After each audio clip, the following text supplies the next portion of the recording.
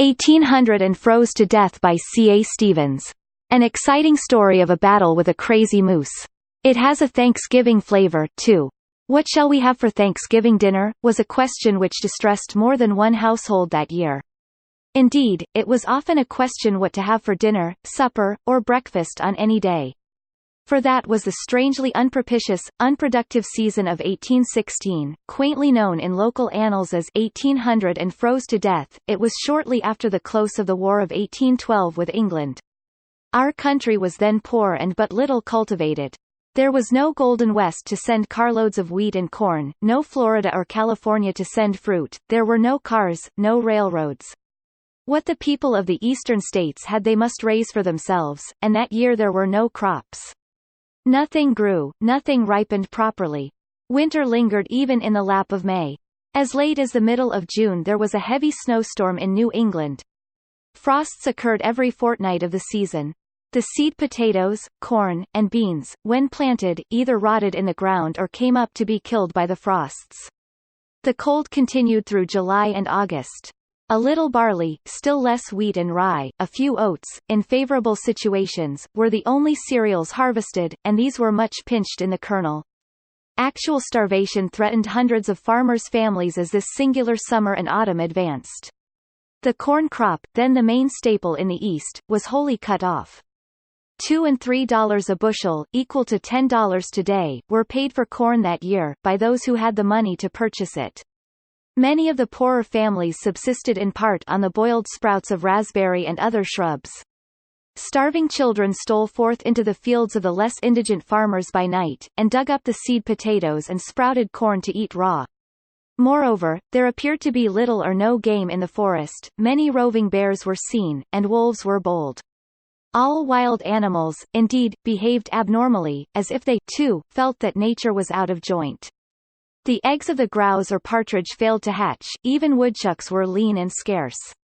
So of the brooding hens at the settler's barn, the eggs would not hatch, and the hens, too, it is said, gave up laying eggs, perhaps from lack of food. Even the songbirds fell into the dumps and neglected to rear young. The dreary, fruitless autumn drew on, and Thanksgiving Day bade fair to be such a hollow mockery that in several states the governors did not issue proclamations. Maine at that time was a part of the state of Massachusetts. My impression is that the governor appointed November 28 as Thanksgiving Day, but I am not sure. It is likely that not much unction attended the announcement. The notices of it did not reach many localities in Maine.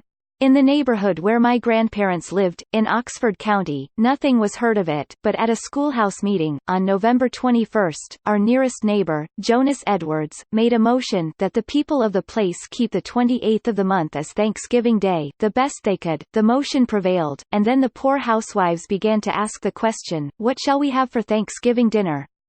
At our house it is still remembered that one of my young great-uncles cried in reply, "Oh, if we could only have a good big Johnny cake," and it was either that very night, or the night after, that the exciting news came of the arrival of a shipload of corn at Bath and Brunswick. At Brunswick, seat of the then infant Bowdoin College, Freeport, Topsham, and other towns near the coast of Maine, where the people were interested in maritime ventures, it had become known that a surplus of corn was raised in Cuba, and could be purchased at a fair price. An old schooner, commanded by one Captain John Simmons, was fitted out to sail for a cargo of the precious cereal. For 3 months not a word was heard from schooner or skipper. Captain Simmons had purchased corn, however, and loaded his crazy old craft full to the deck with it. Heavy weather and head winds held him back on his voyage home. Water got to the corn, and some of it swelled to such an extent that the old schooner was like to burst. But it got in at last, early in November, with 3,000 bushels of this West India corn.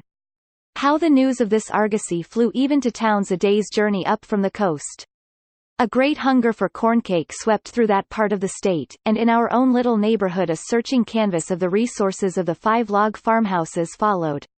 As a result of it, young Jonathan Edwards and my then equally youthful great-uncle Nathaniel set off the next day to drive to Brunswick with a span of old white horses hitched in a farm wagon without springs, carrying 4 rather poor sheep, 4 bushels of barley, and 15 pounds of wool, which they hoped to exchange for 5 bushels of that precious corn. On top of it all there were 3 large bagfuls of hay for the horses. The boys also took an axe and an old flintlock gun, for much of the way was then through forest. It was a long day's drive for horses in poor condition, but they reached Brunswick that night. There, however, they found the cargo of corn so nearly sold out, or bartered away, that they were able to get but 3 bushels to bring home. The corn was reckoned at $9, the 4 sheep at only $6, and it had been difficult dickering the 15 pounds of wool and the 2 bushels of barley as worth $3 more. The extra 2 bushels of barley went for their keep overnight. Such was produce exchange in 1816. The next morning they started for home, lightly loaded with their dearly bought corn. Their route lay along the Androscoggin River, and they had got as far on their way as the present factory town of Auburn, where the little Androscoggin flows into the larger river of the same name, when they had an adventure which resulted in very materially increasing the weight of their load. It was a raw, cloudy day, and had begun to spit snow, and as it drew toward noon, they stopped beside the road at a place where a large pine and several birches leaned out from the brink of the deep gorge through which the little Androscoggin flows to join the larger stream. Here they fed their horses on the last of the 3 bagfuls of hay, but had nothing to cook or eat in the way of food themselves. The weather was chilly, and my young great-uncle Nathaniel said to Jonathan, "If you will get some dry birch bark, I will flash the pan. We will kindle a fire and warm up." Jonathan brought the bark, and meanwhile Nathaniel drew the charge from the old Queen's arm, then ignited some powder in the pan with the flintlock, and started a blaze going. The blaze, however, had soon to be fed with dry fuel, and noticing a dead foretop lying on the ground a few steps away, Jonathan took the axe and ran to break it up, and the axe strokes among the dry stuff made a considerable crackling. Throwing down the axe at last, Jonathan gathered up a large armful of the dry branches, and had turned to the fire, when they both heard a strange sound, like a deep grunt, not far away, followed by sharp crashes of the brush down in the basin. "What's that?" Nathaniel exclaimed. "It's a bear, I guess," and he snatched up the empty gun to reload it. Jonathan, too, threw down his armful of boughs and turned back to get the axe. Before they could do either, however, the strange grunts and crashes came nearer, and a moment later a pair of broad antlers and a huge black head appeared, coming up from the gorge. At sight of the snorting beast, Jonathan turned suddenly. "It's a moose, Nat," he cried. "A big bull moose. Shoot him! Shoot him!" Nat was making frantic efforts, but the gun was not reloaded. Recharging an old Queen's arm was a work of time. Fortunately for the boys, the attention of the moose was full fixed on the horses. With another furious snort, it gained the top of the bank and bounded toward where they stood hitched, chewing their hay. The tired white horses looked up suddenly from their hay, and perceiving this black apparition of the forest, snorted and tugged at their halters. With a frightful bellow, half squeal, half roar, the moose rose 12 feet tall on his hind legs, and rushed at the one hitched nearest. The horse broke its halter, ran headlong against its mate, recoiled, bumped into a tree trunk, and then, the trees standing thick in front of it, backed over the bank and went out of sight down the bluff, the moose bounding after it, still bellowing hoarsely. The other horse had also broken its halter and ran off, while the 2 boys stood amazed and alarmed at this tremendous exhibition of animal ferocity. "Nat! Nat! He will kill that horse!" Jonathan exclaimed, and they both ran to look over the bank. Horse and moose were now down near the water, where the river ran deep and swift under the steep bank, the horse trying vainly to escape through the tangled alder brush, the moose savagely pursuing. The sight roused the boys to save their horse. Axe in hand, Jonathan ran and slid down the bluff side, catching hold of trees and bushes as he did so, to keep from going quite into the river. Nat followed him, with the gun which he had hastily primed. Both horse and moose were now thrashing amidst the alder clumps. "Shoot him! Shoot him!" Jonathan shouted. "Why don't you fire?" "Oh, let me have that gun." It is not as easy as an onlooker often thinks to shoot an animal, even a large one, in rapid motion, particularly among trees and brush. Something constantly gets in the way. Both animals were now tearing along the brink of the deep stream, stumbling headlong one second, up the next, plunging on. As often as Nat tried to steady himself on the steep side of the bluff for a shot, either the horse was in the way or both animals were wholly concealed by the bushes. Moreover, the boys had to run fast through the brush to keep them in sight. Nat could not shoot with certainty, and Jonathan grew wild over the delay. "Shoot him yourself, then," Nat retorted, panting. Jonathan snatched the gun and dashed forward, Nat picking up the axe and following after. On they ran for several hundred yards, barely keeping pace with the animals. Jonathan experienced quite as much difficulty in getting a shot as Nat had done.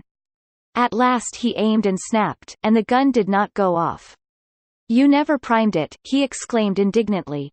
Nat thought that he had done so, but was not wholly certain, and feeling that he must do his part somehow, he now dashed past Jonathan, and running on, attempted to head the horse off at a little gully down the bank to which they had now come. It was a brushy place, he fell headlong into it himself, and rolled down, still grasping hard at the axe.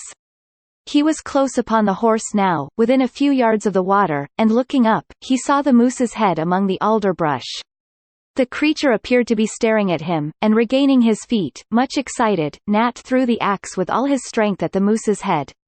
By chance rather than skill, the pole of the axe struck the animal just above the eyes at the root of the antlers. It staggered, holding its head to one side a moment, as if half stunned or in pain. Then, recovering, it snorted, and with a bound through the brush, jumped into the stream, and either swam or waded across to the low sandy bank on the other side. There it stood, still shaking its head. Jonathan had caught up with Nat by this time, and they both stood watching the moose for some moments, hoping that the mad animal had now had enough of the fracas and would go his way. The horse was in the brush of the little gully, sticking fast there, or tired out by its exertions, and they now began considering how they could best extricate it and get it back up the bluff. Just then, however, their other horse neighed long and shrill from the top of the bank, calling to its mate. The frightened horse beside them neighed back in reply. These equine salutations produced an unexpected result. Another hoarse snort and a splash of the water was the response from across the stream. "He's coming again," exclaimed Jonathan. "Have you got the powder horn, Nat? Give it to me quick, if you've got it." Nathaniel had had the powder horn up on the bank, but had dropped it there, or lost it out of his pocket in his scramble down the bluff. There was no time to search for it. The moose was plunging through the narrow stream, and a moment later sprang ashore and came bounding up the gully toward the horse. The boys shouted to frighten him off. The crazy creature appeared neither to hear nor heed. Jonathan hastily took refuge behind a rock, Nat jumped to cover of a tree trunk. In his rush at the horse, the moose passed close to them. Again Nat hurled the axe at the animal's side. Jonathan, snatching up a heavy stone, threw it with all his might. The horse, too, wheeling in the narrow bed of the gully, kicked spitefully, lashing out its iron-shod hoofs again and again, planting them hard on the moose's front. For some moments this singular combat raged there. Recovering the axe and coming up behind the animal, Nat now attempted to deal a blow. The moose wheeled, however, as if struck by sudden panic, and went clear over Nat, who was thrown headlong and slid down into the water. The moose bounded clear over him, and again went splashing through the little Androscoggin to the other side, where it turned as before, shaking its antlers and rending the brush with them. Nathaniel had caught hold of a bush, and thus saved himself from going fully into the swift current. Jonathan helped him get out, and the two young fellows stared at each other. The encounter had given them proof of the mad strength and energy of the moose. "Oh, if we could only find that powder horn somewhere," Jonathan exclaimed. The horse up on the bluff sent forth again its shrill neigh, to which the one beside them responded. And just as before, the moose, with an awful bellow, came plunging through the little river and bounding up the gully. "My soul! Here he comes again," Jonathan fairly yelled. "Get out o' the way," and Nat got out of the way as quickly as possible, taking refuge behind the same rock in the side of the gully. Again the place resounded to a frightful medley of squeals, bellowings, and crashes in the brush. This time Jonathan had caught up the axe, and approaching the furious melee of whirling hoofs and gnashing teeth from one side, attempted to get in a blow. In their wild movements the enraged animals nearly ran over him, but he struck and stumbled. The blow missed the moose's head, but fell on the animal's foreleg, just below the knee, and broke the bone. The moose reared, and wheeling on its hind legs, plunged down the gully, falling partly into the river, much as Nat had done. A dozen times it now struggled to get up, almost succeeding, but fell back each time. With the ardor of battle still glowing in him, Jonathan rushed forward with the axe, and finally managed to deal the moose a death blow. With a knife they then bled it, and stood by, triumphant. "We've muttoned him. We've muttoned him," Nat shouted. But I never had such a fight as that before. The horse, as it proved, was not seriously injured, but they were obliged to cut away the alder brush in the gully to get the animal back up the bluff, and were occupied for fully an hour doing so. The body of the moose was a huge one, it must have weighed fully 1,400 pounds. The boys could no more have moved it than they could move a mountain. Moreover, it was now beginning to snow fine and fast. Jonathan had a fairly good knife, however, and by using the axe they succeeded in rudely butchering the carcass and dismembering it. Even then the quarters were so heavy that their full strength was required to drag them up the bluff and load them into the wagon. The head, with its broad, branching antlers, was all that they could lift to the top of their now bulky load. The task had taken till past 4 o'clock of that stormy November afternoon. Twilight was upon them, the wintry twilight of a snowstorm, before they made start, and it was long past midnight when they finally plodded home. There were corn cake and moose venison for Thanksgiving dinner.